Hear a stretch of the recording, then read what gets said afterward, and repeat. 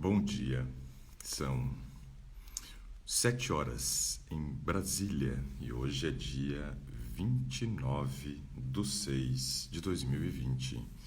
Estamos começando mais uma semana, esse é o Today, é um programa que realizamos de segunda a sexta, às 7 horas da manhã. Sejam todos muito bem-vindos, é um grande prazer começar a semana podendo conversar com cada um de vocês que já se faz presente aqui, já estamos com o pessoal entrando, muito legal. Sejam todos bem-vindos. Escreve aí seu nome, de onde você está nos assistindo, para eu poder mandar um bom dia para você. E enquanto isso, nós vamos refletir mais uma vez, né, nessa questão aí do coronavírus. Não tem como a gente não falar sobre isso ainda, né? Nós estamos vivendo um período ainda muito complicado, né, a respeito desse coronavírus, mas ontem teve jogo do Campeonato Carioca. É isso aí, o futebol está voltando. Ó, a Jade Feira de Santana está aqui com a gente, a Ariane Borges, que mora aqui no interior de Goiás, também está aqui conosco.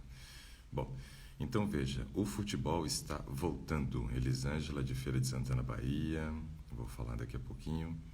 Alcirene do Rio, a Elis de Alfena, sul de Minas Gerais, bacana. Beta de Alagoinhas, Bahia. A Maria do Carmo Araújo de Novo Hamburgo, Rio Grande do Sul, deve estar um frio por lá. O Ramos está dizendo bom dia. Ana Adélia de Naviraí, Mato Grosso, seja bem-vinda. Vamos ver quem mais está por aqui. Colatina, Espírito Santo, a Maria Aparecida, a Larissa de Curitiba, no Paraná. E aí, Larissa, como é que estão os casos aí em Curitiba? Diminuíram ou continua crescendo ainda? A Maria Rosa de Teresópolis, Rio de Janeiro, legal. A Daiane de Diamantino, Mato Grosso. Também, a Ana Adélia também perguntando sobre cogumelos. Sabe, eu fico analisando essa questão dos cogumelos. Eu não gosto de tirar uma conclusão, mas eu gosto de fazer as pessoas pensarem. A Sara Bressi Salvado, com relação a tá frio lá em Novo Hamburgo mesmo. A Neide de João Pessoa. Legal, pessoal. Deixa eu falar aqui sobre essa questão do cogumelo aqui, ó. Eu gosto de fazer as pessoas pensarem com relação ao cogumelo, que é o seguinte: se você vai analisar os reinos, né, e até mesmo pensando na questão cronológica da criação, né, na Bíblia, você percebe que os primeiros dias de criação eles foram dedicados para a criação do reino mineral. O primeiro reino a ser criado, então, foi o reino mineral.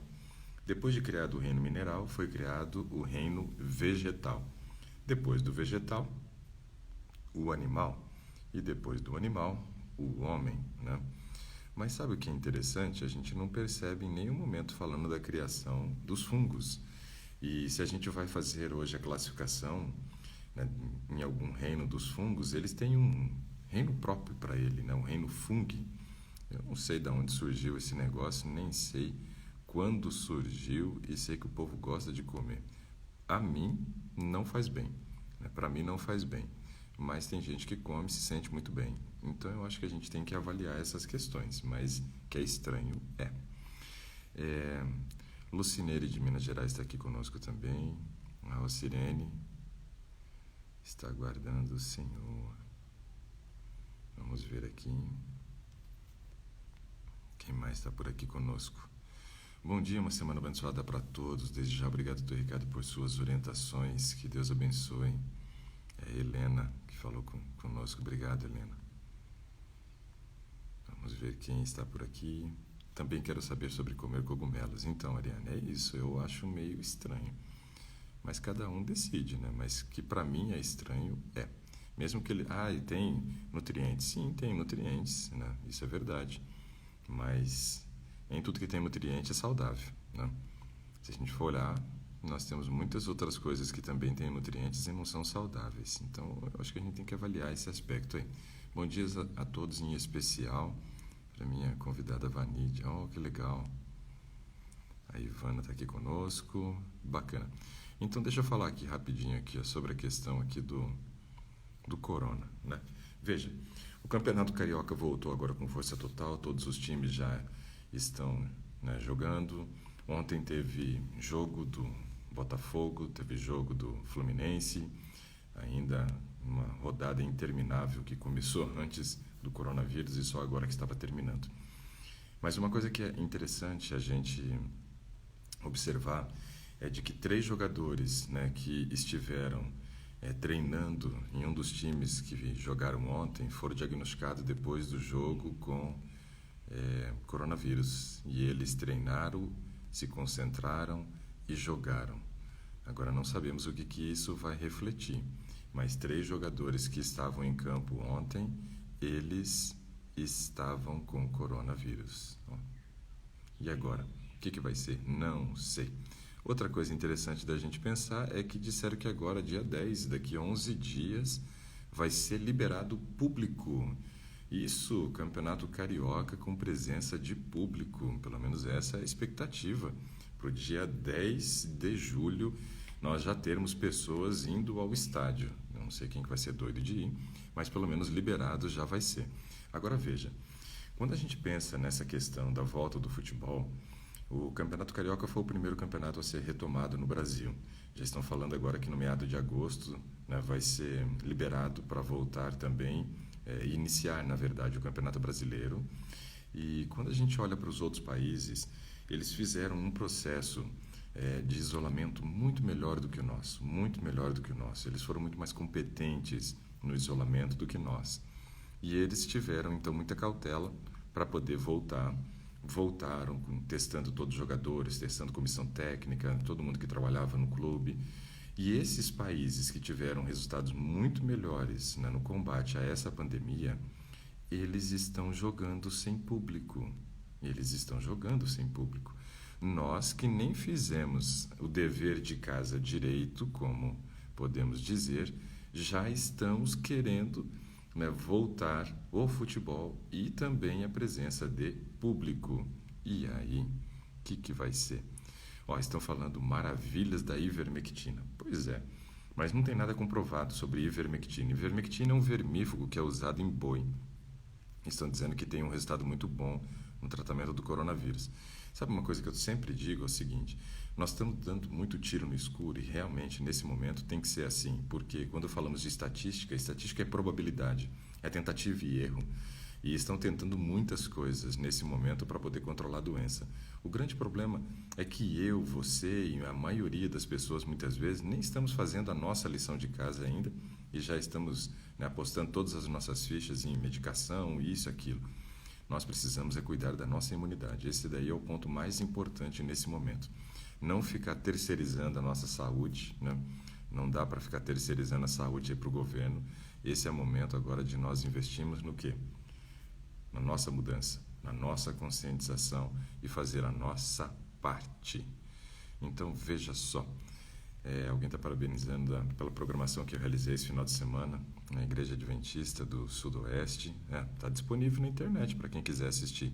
É só procurar no YouTube IESD Sudoeste e assistir depois, tá? Falamos bastante coisas ali. Então eu vejo que isso daí é uma coisa que a gente tem que se conscientizar. Não sei se é momento da gente flertar com toda essa volta do jeito que está sendo feito e também sair apostando em todas as coisas, né, que estão oferecendo como uma oportunidade para que a gente melhore desse tal coronavírus, né? Nem sei se esse negócio vai embora um dia. Bom, vamos lá aqui, ó. Convidei uma pessoa, vamos ver se ela pode participar conosco hoje. Meu pai perguntou, eu precisava ter a sua opinião. Sobre o que seu pai perguntou aqui? Será que eu perdi a pergunta? Repete para mim, por favor, que de repente eu respondo assim que eu ver.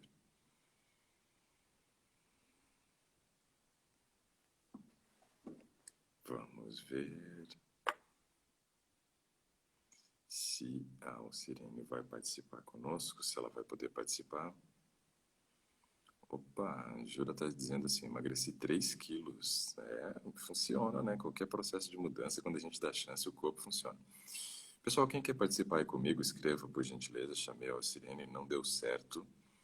É só você escrever aí, eu quero, e aí eu vou chamar você. Vamos ver quem quer participar aqui conosco. Ó, o pessoal já está comemorando aqui, ó. Só que a Jacilene emagreceu 3 quilos, mas disse que não queria mais. Ai, meu Deus.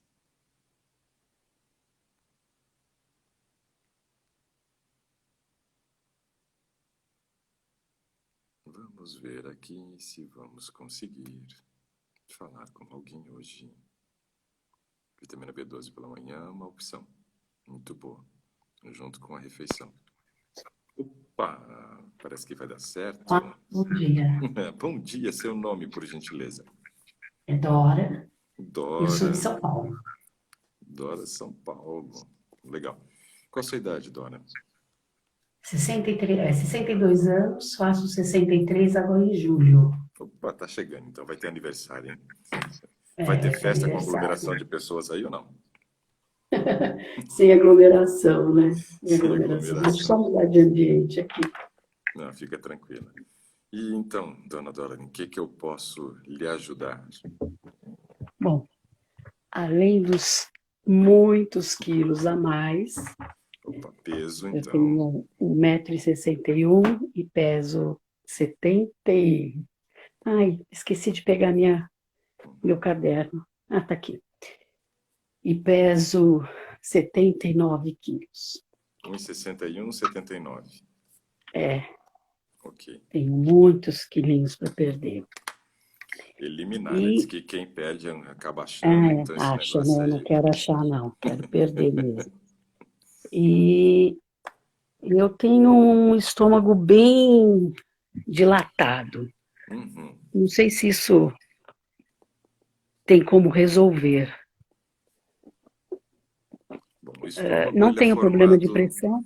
Estômago é Oi, formado por desculpa. musculatura. Não fica tranquilo, a gente vai se ajeitando aqui.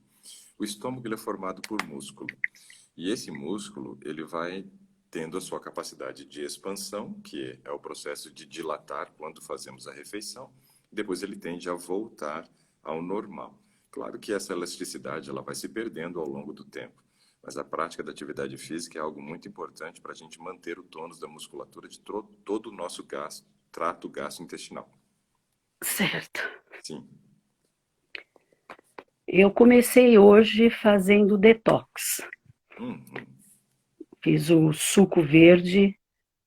Eu não vi naquele e-book que você passou a receita do Certo. suco verde, Não, eu não mas eu vi passei em uma das receitas, lives. mas o pessoal está cobrando muito receita. Eu acho que eu vou ter que disponibilizar as receitas também. Eu quis deixar à Né? vontade, sabe? Uma coisa que a gente tenta. Porque eu já fiz muita prescrição de cardápio, Dora. E uma das coisas que as pessoas mais reclamavam era a questão de como que elas ficavam restritas, porque a gente dava todas as receitas, já dizia o que ela tinha que comer. Então isso fazia com que elas ficassem muito restritas. Então eu tentei dar mais liberdade, mas eu acho que o povo não quer liberdade não. Eles estão querendo já é tudo pronto mesmo. Então eu vou passar depois as receitas ali também. É Mas que você eu pegou a da acabei, live, né? eu peguei a da live, que você falou 2 folhas de couve, 2 maçãs, uma Uma colher colher de de sopa sopa de de semente de semente girassol de e o girassol suco e de o um suco de limão. limão. Muito E, bem. e daí é que, como a gente não conhece, eu tenho receio de fazer alguma coisa errada, né? Que nem o suco roxo. Eu parecia no desenho que era suco de repolho. Daí eu vi que Não, pode ser então, suco roxo de beterraba. Então, suco roxo geralmente é um suco que a gente usa a base dele como beterraba e uva, né? São as duas coisas que as pessoas geralmente hum, adicionam. O que nós queremos com os sucos de várias cores, né? Quando eu penso no hum, suco verde, eu estou pensando em oferecer, né, algo importante para nós, que é o beta-caroteno, que vai virar vitamina A no nosso organismo. Quando a gente pensa num suco roxo, já é antocianina. Então, cada suco, baseado nas cores que a gente oferece ali, a gente pensa numa coisa diferente. O de laranja também, ou um suco laranja, né, que é cenoura, laranja e assim por diante.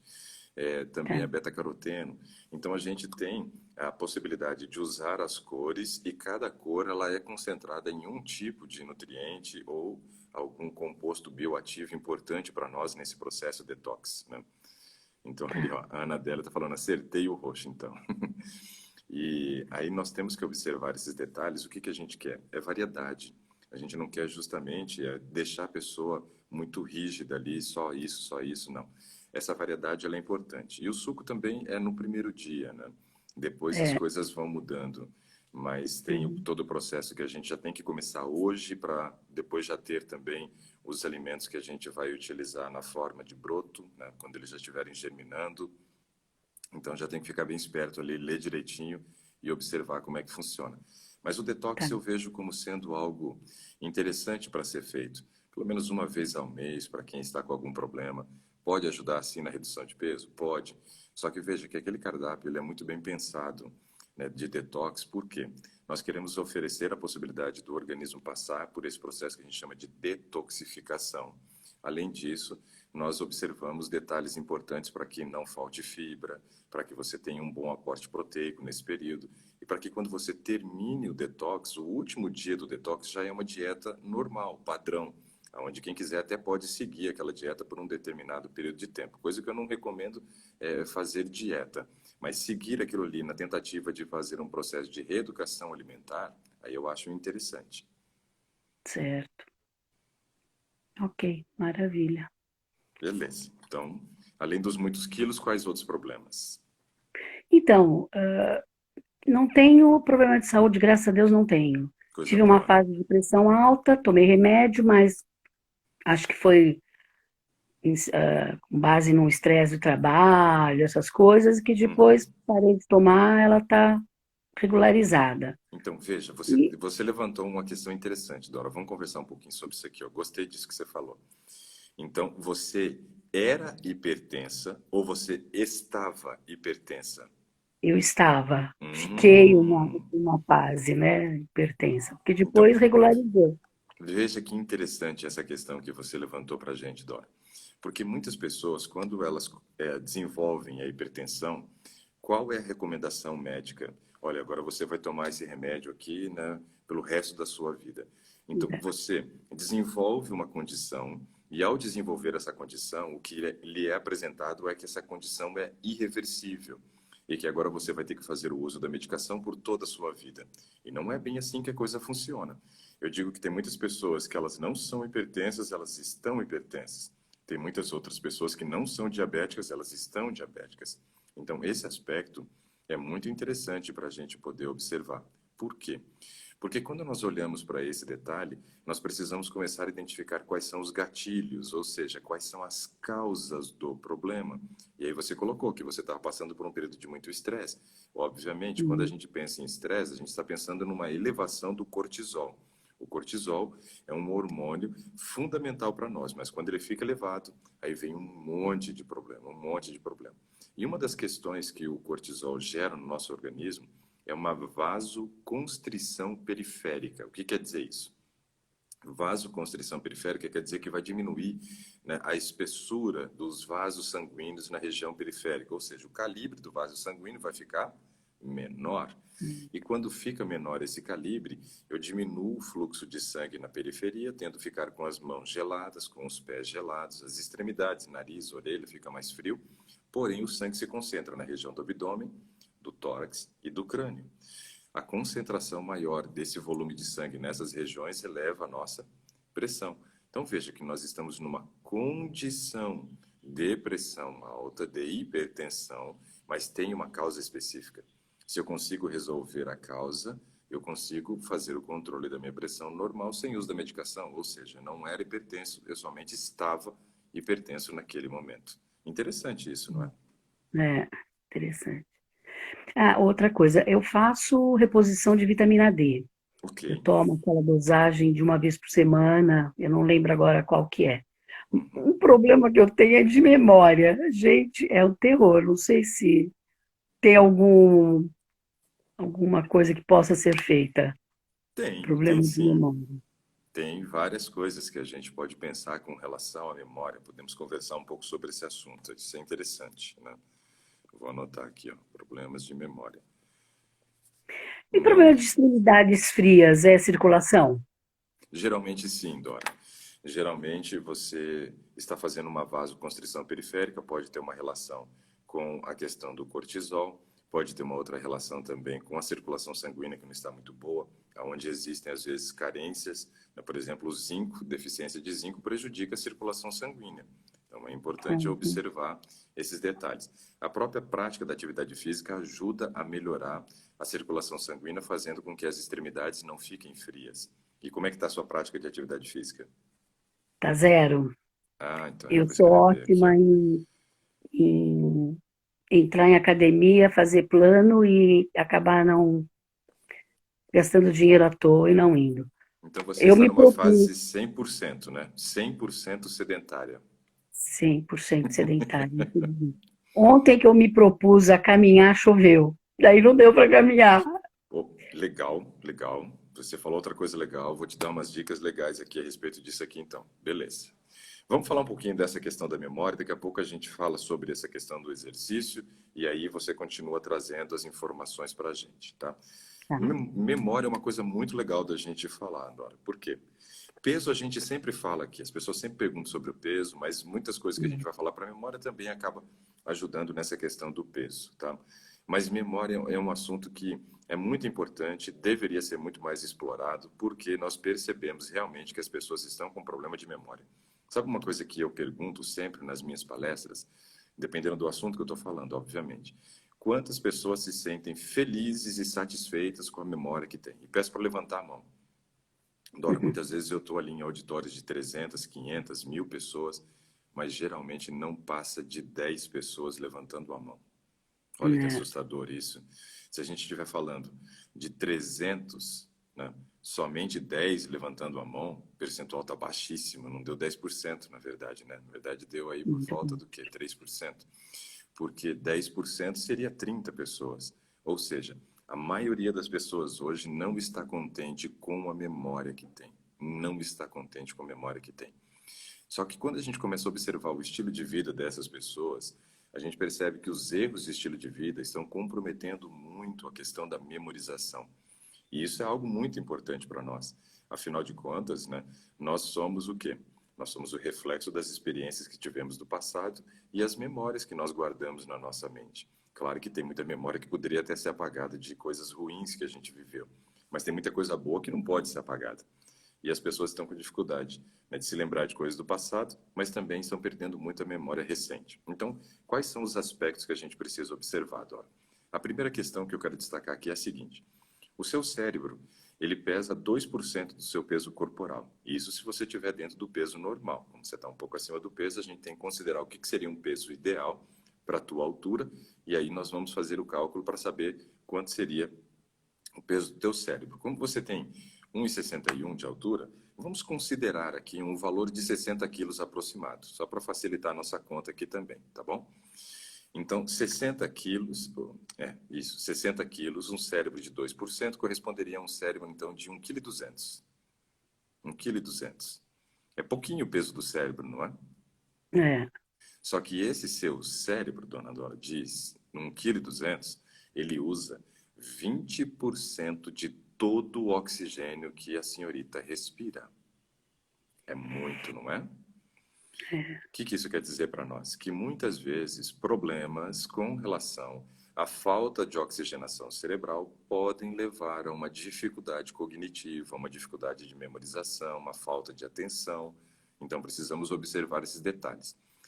Alguma vez você já foi em otorrino e foi diagnosticada com algum problema como adenoide, desvio de septo ou coisa do tipo? Não, Não. não. Eu Ok. já fiz aquele. Não, não tenho, não. Não. Não tem ou não foi ver? Não, nunca fui pesquisar, verificar sobre isso. É sempre bom, viu, observar essas É. questões, né? Outro aspecto, tem algum problema respiratório como asma, rinite, bronquite ou sinusite? Não. Não. Beleza, muito bom. Né? Eu já tenho as quatro que eu citei agora. Então, esses problemas são problemas também que dificultam o nosso processo respiratório. Sofre de gastrite ou refluxo?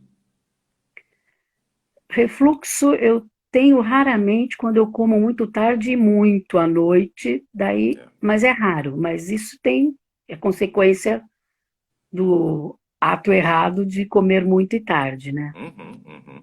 Porém, a gente sabe que quando as pessoas estão sofrendo de refluxo, muitas vezes uma parte desse ácido que volta para a região do esôfago pode ser aspirada para a região do pulmão. E aí começa a gerar alguns problemas também com dificuldade respiratória e a chegada do oxigênio até os alvéolos pulmonares. Então, são aspectos que eu estou destacando para observar, né? Tá. Por que que eu coloquei todas essas questões? Porque o oxigênio é básico, então, baseado no que nós falamos sobre o cérebro. Outro aspecto importante que a gente tem que entender é o seguinte: até agora nós só falamos de coisas que interferem a chegada do oxigênio até os alvéolos pulmonares. Porém, depois que o oxigênio chega nos alvéolos pulmonares, nós fazemos a troca do oxigênio entrando e do CO2 saindo. E aí vamos exalar, né, eliminar o CO2, que é tóxico para o nosso organismo, e o oxigênio vai para a corrente sanguínea. Só que ele precisa ser transportado. O oxigênio é como se fosse um passageiro que não sabe para onde ele precisa ir. Então, ele precisa que alguém, né, o coordene e o leve até aonde ele precisa ser utilizado. Quando a gente pensa nisso, nós estamos falando da hemoglobina. Hemoglobina é uma proteína muito importante que nós temos no sangue. Você fez algum exame recente para saber como está a sua proteína total e frações?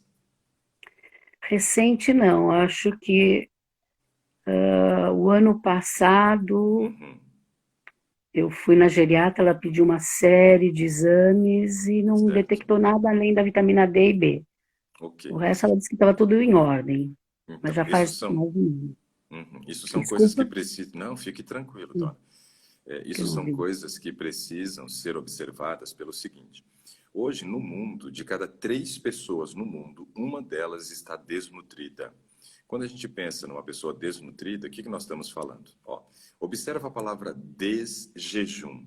Desjejum quer dizer sair de um jejum. A gente não ficou a noite inteira sem comer, e aí a gente vai Aham. quebrar aquele momento de jejum fazendo uma refeição. Então, desjejum quer dizer sair de um jejum, ok?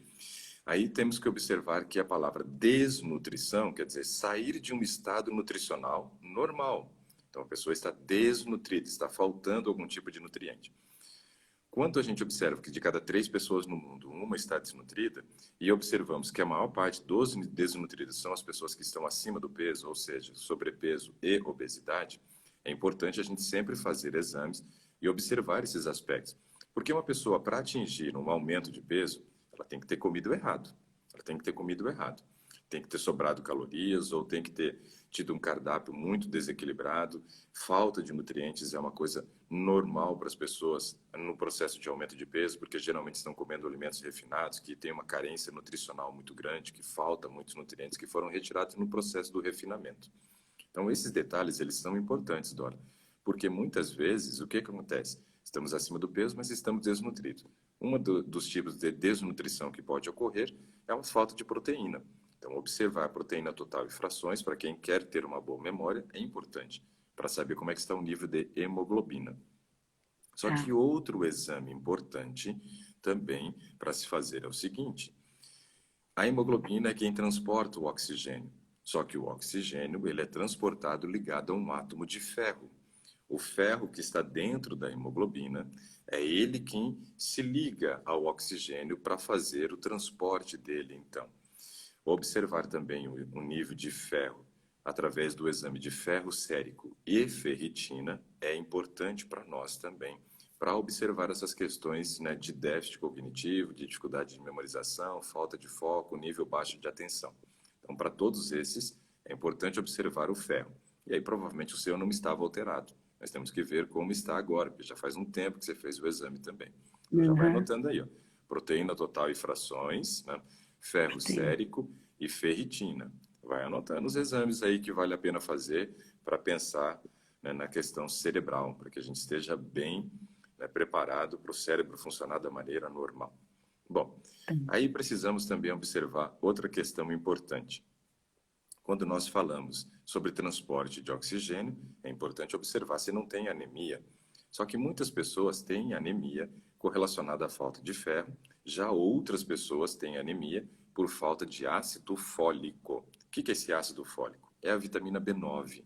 Ele é muito importante para nós também, e deficiência de vitamina B9, de ácido fólico, também pode gerar um déficit cognitivo, uma dificuldade de memorização. Tá?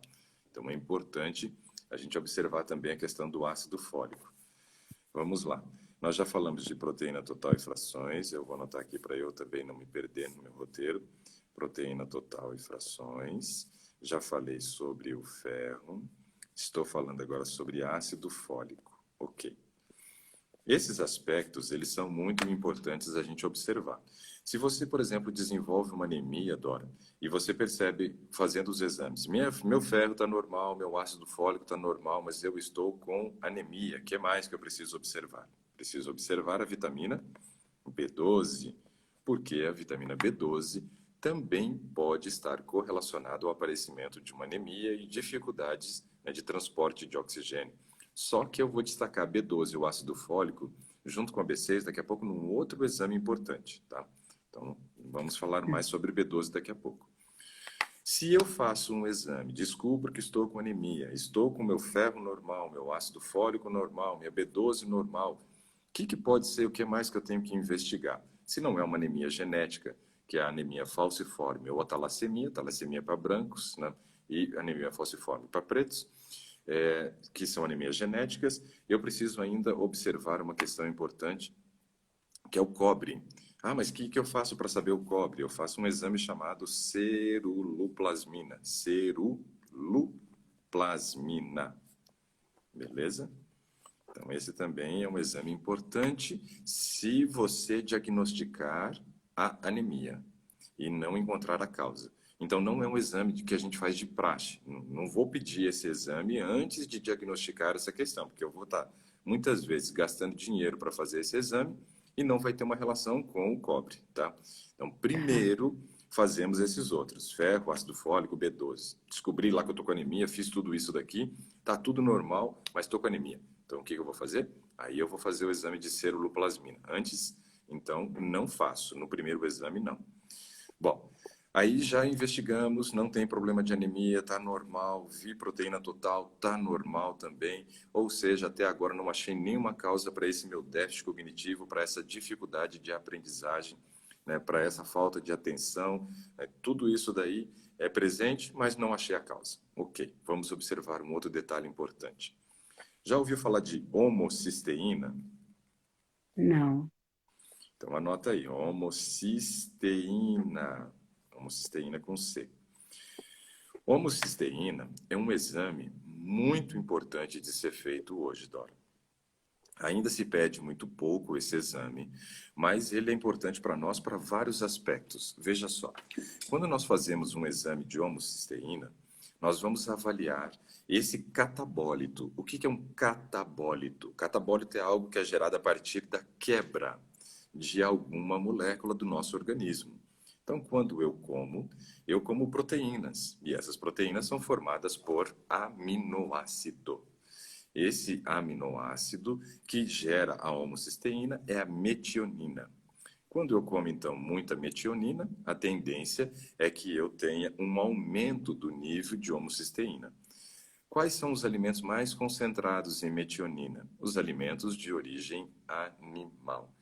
A gente perguntando aqui, dizendo que não sabe como escreve homocisteína. Então, eu vou escrever homocisteína. Homocisteína. Tem um acento. Homocisteína. Mas é assim, ó, com H. Tá? Então, tá aí, ó, escrito, ó, homo... Ixi, saiu errado, ó. Esse corretor é louco, viu? Espera aí que o corretor Por judiou favor. aqui de novo. Homocisteína. Beleza. Olha lá, já corrigiu.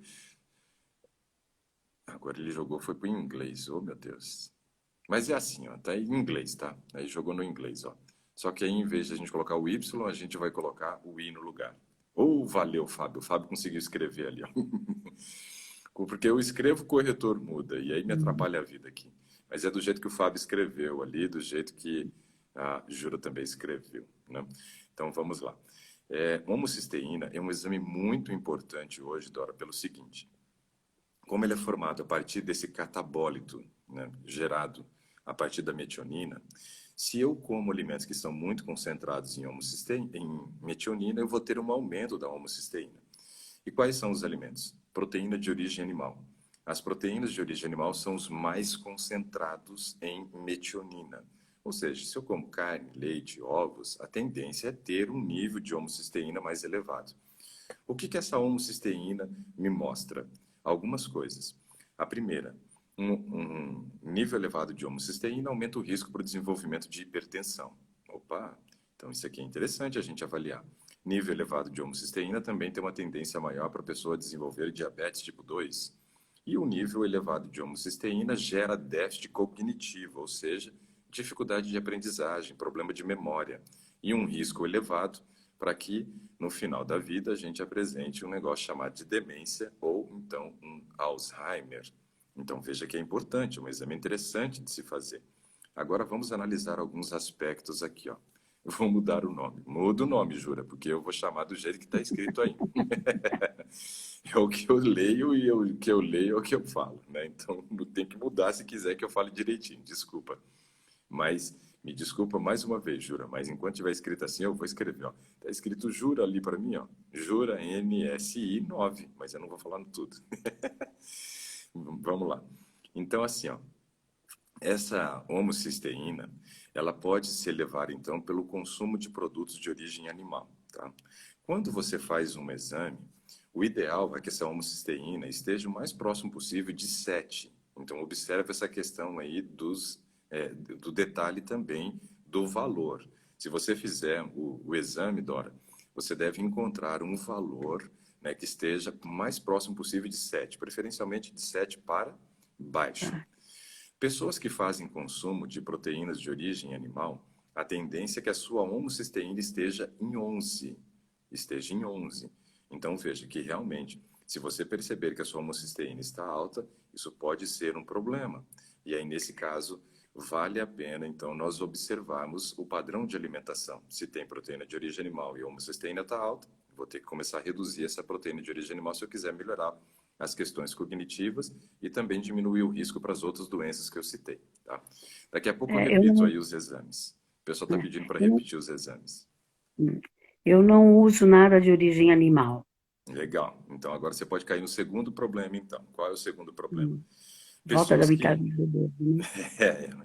essa é uma delas.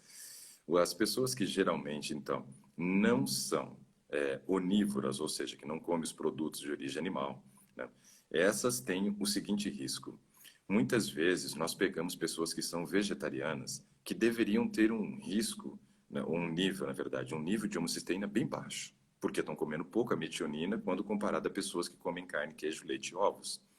Mas encontramos alguns vegetarianos que a homocisteína deles está em 14, lá em cima. Poxa, mas por que está tão alto se ele não ingere tanta metionina?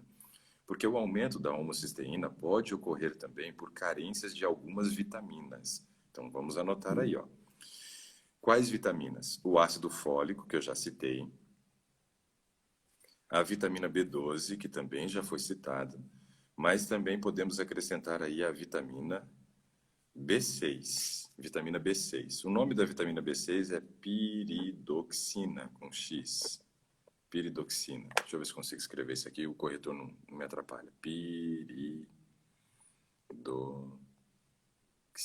Opa, isso até apareceu aqui, ó. Piridoxina. Ó, acabei de publicar o nome aí, ó. Piridoxina. Esse daí é o nome da vitamina B6, ok? A deficiência de uma dessas três vitaminas, B6, B9, que é o ácido fólico, ou B12, que é a cianocobalamina, isso também faz com que a gente tenha um aumento do nível de homocisteína. E aí é onde a gente encontra, então, um problema. Por quê? Porque geralmente a vitamina B6 ela é concentrada nos alimentos integrais. Então, quando eu como alimentos integrais, a tendência é que não haja deficiência de vitamina B6. O ácido fólico está muito presente nos vegetais verde escuros, que não é uma coisa que as pessoas geralmente comem muito, né? E a vitamina B12, É uma vitamina produzida por bactérias. Essas bactérias, elas colonizam o solo e colonizam também o trato gastrointestinal de animais e do ser humano. Então, nós temos essas bactérias que produzem essa vitamina B12. Tem uma pessoa que perguntou assim, ó, como que eu faço para entrar nos grupos? Depois é só entrar aí na minha bio, no Insta, e tem um link que você pode clicar e vai direto para um dos grupos lá. Vai ser direcionado para o grupo que tem menos pessoas no momento. Então, veja só, quando a gente olha para a vitamina B12, ela é produzida por bactérias. Mas os únicos produtos que contêm proteína B12 são os produtos de origem animal. Quando a gente só come produtos de origem vegetal, nós temos que fazer, né, os exames de vitamina B12 e as devidas correções, Dora. Entendeu? Como que estava a sua B12 no último exame? Estava baixa, tanto é que ela me deu remédio para repor. Uhum. Citodina, agora eu não lembro o nome. Citoneurin, citoneurin. É, E aí você isso. fez no uso de comprimido ou injeção? Comprimido. E você não lembra quanto estava o exame? Não lembro. Tá. Vou pedir Não para lembro. você observar depois pelo seguinte detalhe. Quando nós estamos com um nível de vitamina B12 entre 200 e 400, isso é normal. O normal vai até 900. Mas entre 200 e 400 é normal.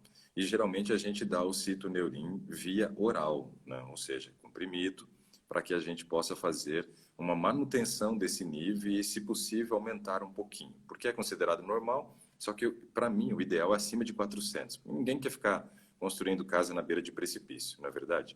Então é importante a gente observar isso. Agora, quando a vitamina B12 está abaixo de 200, aí nós temos um problema. Aí nós não devemos fazer a correção via oral. Quando está abaixo de 200, o ideal é fazer a correção através de injeção para eu garantir que realmente você vai ter o resultado e vai melhorar a sua vitamina B12. Então, só observa como estava a sua. Isso, citoneurin, alguém escreveu aí. Tá? Centroneurin. É parecido, mas é citoneurin. E daqui a pouco eu falo, Fábio, dessa questão de comer terra. Hein? E o Fábio falou que é uma boa fonte de B12, então, já que eu disse que as bactérias que produzem estão no solo, né? E nesse caso, se tiver abaixo de 200, você tem que corrigir com injeção, Dora. Não dá para ficar fazendo só uso aí, né, pela via oral, não, que aí é pouco, tá? Tem que corrigir rápido. Só esse Ok. detalhe aqui da terra, quando nós observamos, né, tem muita gente agora que está dando recomendação, é só, né, você vai lá e mexe na terra, faz sua horta e tal, e depois você lambe o dedo lá e você vai ter fonte de B12. Pelo amor de Deus, né, pessoal? Não vamos cair numa lorota dessa e nem achar que a coisa é tão simples desse jeito. Não é assim que a coisa funciona, não. Né? Vou ficar lambendo o dedo sujo de terra agora? Né? Eu não acho nem higiênico e nem acho que essa seja a melhor fonte. O que a gente precisa lembrar é o seguinte: as bactérias que estão no solo, elas se concentram na raiz das plantas. E lá na raiz das plantas, elas formam o que nós chamamos de rizóbium. O que é o rizóbio? Não, não sei que você... Não, eu não estou dizendo que você disse isso não, Fábio, mas tem nutricionista que eu já vi falando sobre isso. Né? Não disse que foi você, não. Mas tem gente que fala. Tem um cara até que fala e ele fala assim, eu tô lá, depois eu dou uma lambidona lá no dedo e pronto, resolve minha B12. Eu não vejo isso como sendo uma boa fonte, não. Tá?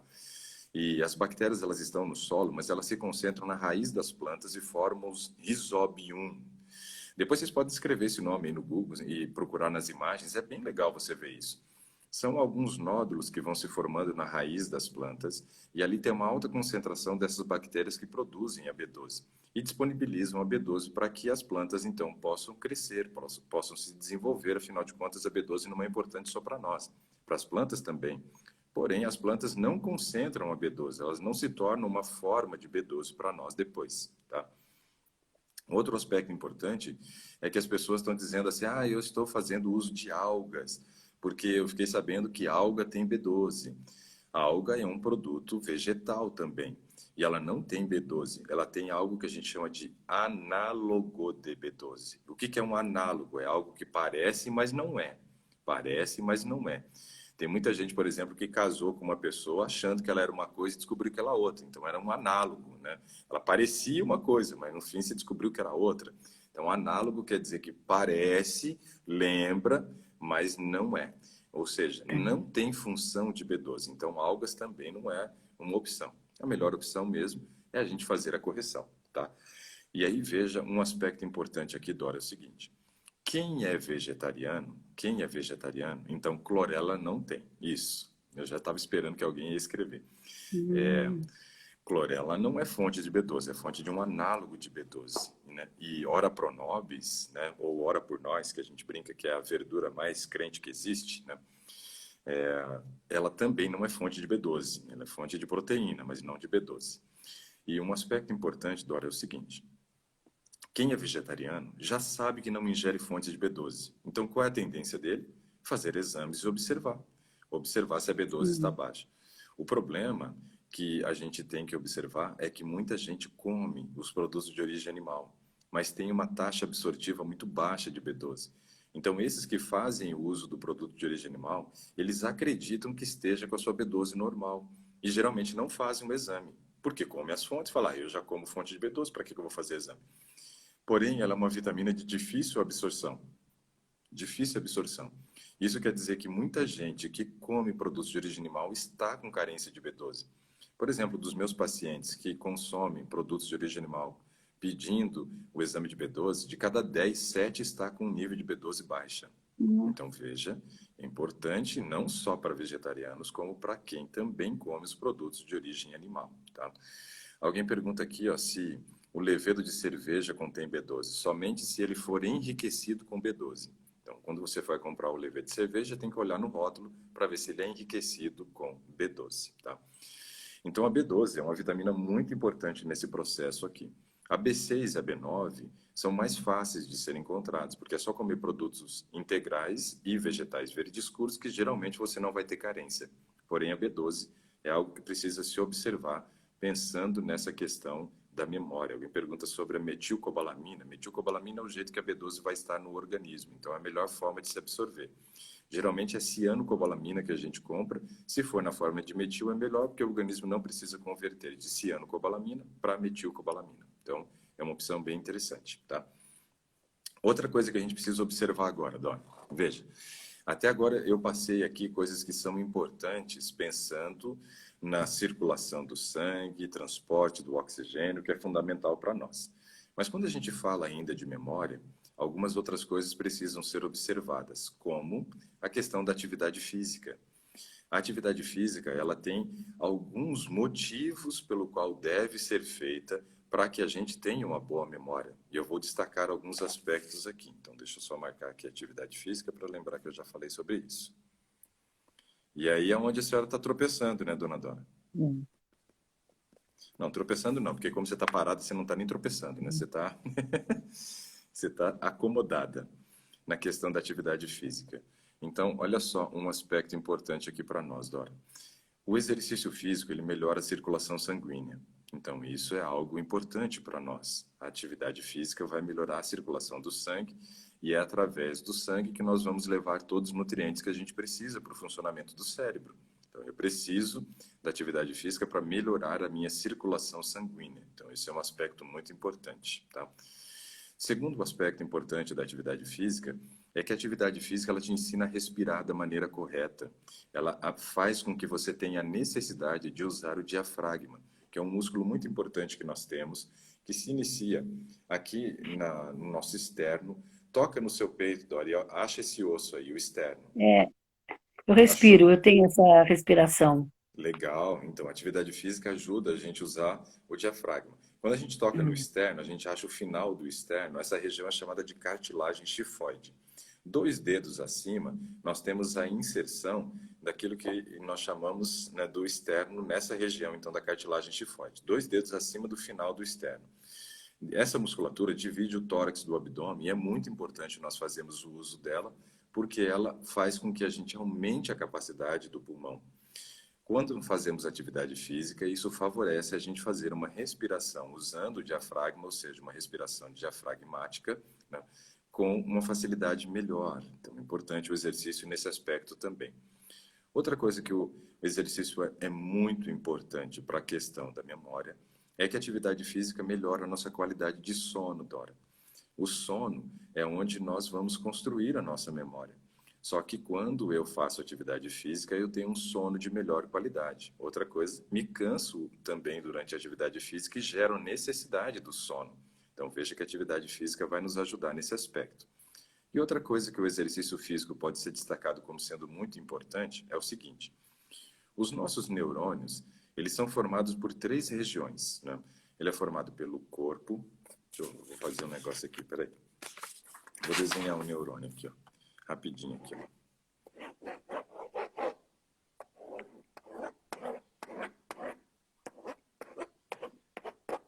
Olha lá. Olha como é que sou bom de desenho. Olha que terrível meu desenho. Ó, essa região aqui, ó, do neurônio é a região do corpo. Depois eu tenho esse prolongamento aqui, que é chamado de axônio. E aí eu encontro essas raízes, como se fossem raízes aqui, que são chamadas de dendritos. Mas veja que eu tenho dendritos aqui também, e tenho dendritos aqui. Quando eu faço atividade física, o que acontece? Essa atividade física que eu faço, ela faz com que os meus neurônios melhorem a comunicação entre eles, ou seja, eu estou melhorando essa região dos dendritos, né? Onde eu faço uma melhor conexão entre os neurônios. Como é que é o nome desse processo? Chama-se plasticidade neural. Plasticidade neural. Então, olha só que legal, nós estamos falando que o nosso neurônio vai melhorar a comunicação com outros neurônios quando eu faço atividade física. Quando eu faço atividade física. Isso mostra para nós o seguinte, que mesmo uma pessoa, independente da idade, né, que já esteja idosa, fazendo atividade física, ela tem a tendência a melhorar a sua capacidade cognitiva, seu nível de concentração, sua memória, por causa dessa plasticidade neural. Muito legal isso. Então, o exercício físico, ele traz vários benefícios pensando no bom funcionamento da memória. Então, esse é um aspecto que você precisa observar, viu, Dona? Atividade física. É. Outra coisa importante, né? A vitamina D também é um exame que vale a pena fazer com relação à memória, tá? Mas é que, como você já tinha falado, eu acabei não citando. Mas como outras pessoas talvez não tenham feito, então eu vou citar aqui. Vitamina D também é importante observar, tá? Então, esses são os exames. Depois eu posso escrever esses exames lá dentro dos grupos nossos. Quem ainda não faz parte do grupo, só clicar aí no link que aparece na minha bio, vai te dar várias opções, vai dar a opção para você conhecer o curso do sono, o curso de imunidade, para você comprar o meu livro, para você poder entrar nos nossos grupos, né, e assim por diante. Então, tem vários links dentro da bio, só clicar e escolher entrar nos grupos. E aí você clica e vai para dentro deles. Outro aspecto importante é o sono. Como é que está seu sono, Dora? Meu sono, Uhum. até depois eu precisava conversar com você. Eu não conseguia entrar no. Eu comprei o programa do sono, mas eu não conseguia entrar, eu não recebi o e-mail. Depois eu precisava ver com você direitinho como faz. É só você me passar o seu e-mail, que aí eu já passo para alguém da nossa equipe e ele vai entrar em contato. Depois você pode mandar aí pelo direct do Insta para mim, e aí eu Tá, vou passar para o técnico e ele vai entrar em contato contigo. Na verdade, ele vai fazer um recadastramento para você receber uma nova senha, e aí então vai chegar no teu e-mail, é só seguir os passos direitinho, leia o e-mail com atenção, seguiu aqueles passos, você vai ter acesso ao programa inteiro lá, tá? Às 12 horas aulas. tá. E o meu sono é. Eu tenho, às vezes, muito sono durante o dia. Uhum. Quando eu vou para a cama, o sono vai embora. Certo. E o meu marido tem problema de apneia e ronco. Então, eu acordo muitas vezes à noite. Então, ele não é dos melhores, não. Uhum. As pessoas estão preocupadas ali, Dona, porque estão escrevendo. Alguém perguntou se o uso de Ele levedura de vem cerveja que- engordava e tal. Não, levedura de cerveja não engorda porque ele é rico em vitaminas do complexo B, tá? Então, vitaminas não têm calorias. O que tem caloria é carboidrato, proteína e gordura. Então, levedura de E é bom, cerveja não engorda. Hum. e é bom tomar levedo de cerveja? Para quem tem uma alimentação deficiente, Dona, é interessante justamente por ele oferecer a vitamina B6, que é algo importante que a gente viu aqui. A gente vai oferecer a B1, vai oferecer B2, vai oferecer B6, né, no levedo de cerveja. Então, ele é um complexo de vitaminas B. Então, vale a pena fazer o uso para quem tem alimentação carente, deficiente. No meu caso, como eu, né, não tenho uma alimentação ruim, minha alimentação é bem equilibrada, uma alimentação, né, que não tem carências, eu não faço uso do levedo de cerveja. Já o fiz no passado, quando comia muito mal, né? Justamente pensando nas questões da memória, porque as vitaminas do complexo B têm um papel importante, principalmente B6, como a gente falou aqui B9 e B12. Mas hoje eu não faço uso de levedo de cerveja, tá? Mas mal não vai fazer, não, né? É o que eu gosto de brincar, às vezes, quando o pessoal fala de água com limão. Eu falo assim, ó, mal não faz e corre risco de fazer bem, né? Corre risco, não é certeza também. Então, assim, o sono, Dora, é muito importante. O sono ele é dividido em dois tempos. Você tem o primeiro tempo e tem o segundo tempo. Ó, levedo de cerveja não tem quantidade suficiente, muitas vezes, de B12. Então, não pense no levedo de cerveja para B12. O primeiro tempo de sono, Dora, começa às 21h30 e vai às 2 da manhã. Qual que é o papel desse primeiro tempo de sono? O primeiro tempo de sono tem o papel de regenerar o teu organismo, ou seja, é o sono da beleza, é onde você vai conseguir manter, né, o teu organismo estável por mais tempo, fazendo o processo de renovação das células, é onde você controla o cortisol, que é o hormônio do estresse, né? E no segundo tempo de sono é quando você vai construir a tua memória. E isso acontece das 2 da manhã às 5 da manhã. Isso normalmente, claro, porque nós temos uma variação entre pequeno, médio e grande dormidor. Mas entre 2 e 5 da manhã seria o horário que o teu organismo estaria construindo a memória, retirando as informações que você recebeu durante o dia e foram armazenadas na memória de curto prazo, que é no sistema límbico, e conduziria essas informações para a memória de longo prazo, que é no córtex pré-frontal, nessa região aqui do cérebro, para o lado de dentro, obviamente, né? Então é importante nós termos um bom padrão de sono. É durante o sono que se constrói a memória. E a gente sabe que no Brasil hoje, Dora, 66% da população dorme mal. Ou seja, de cada 3 pessoas no Brasil, 2 sofrem de insônia ou de algum problema correlacionado ao padrão de sono. Isso é muito importante a gente observar, né?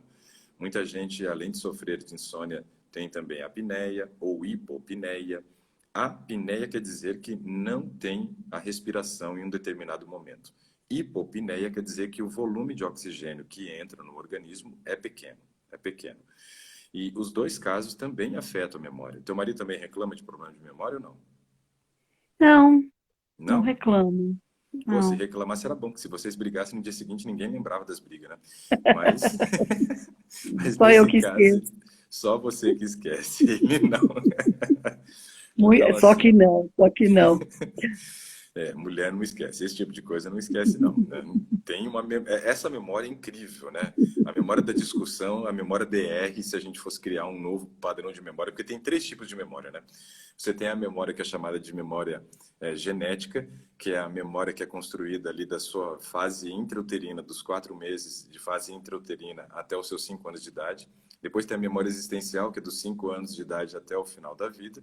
E uma memória que é chamada memória de uso contínuo, que é a memória que a gente usa continuamente, né? Podemos criar uma quarta aqui, né, que é a memória DR, né? A memória da discussão da relação.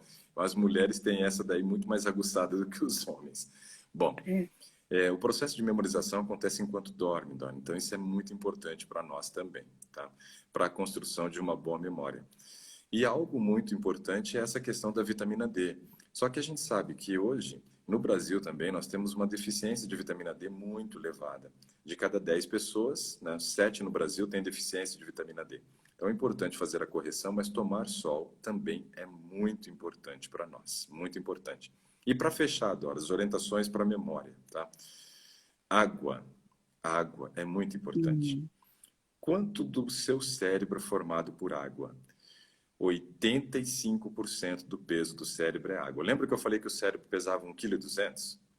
É, Então, ele 20%. pesa 1,2 kg, porém 85% desse peso é água. Então, beber água na quantidade suficiente é muito importante. Você vai pegar o seu peso, que hoje é 79 quilos, e vai multiplicar por 35 para você saber quanto você precisa beber de água.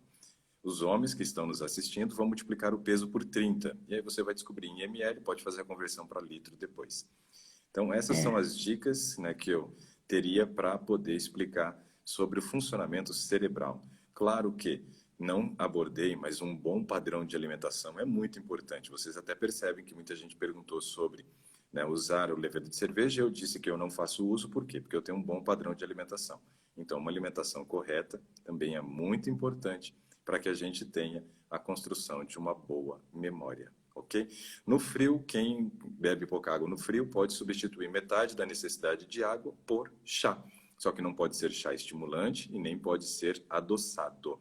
Pode utilizar no máximo ali, né, uma estévia, sucralose, né, ou então talmatina ou xilitol como sendo um adoçante, tá bom? Dora, te ajudei?